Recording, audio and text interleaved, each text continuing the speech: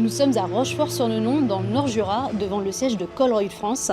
Ici, les salariés vivent leur dernier jour de travail. L'enseigne belge, qui compte 105 magasins en France, quitte le pays. Et si la grande majorité des magasins ont été repris par Leclerc et Intermarché, ce n'est pas le cas de la base logistique de Choiset, ni du siège situé derrière moi.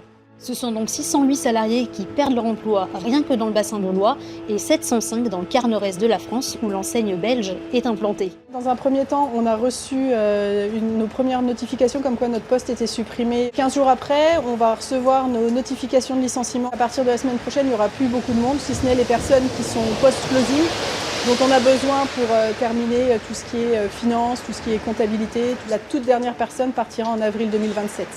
La majorité des salariés cesseront de travailler à compter du vendredi 13 mars, même si dans les faits, certains sont déjà en cessation d'activité. Seule une trentaine de personnes resteront sur place, ici, pour les prochaines semaines et les prochains mois.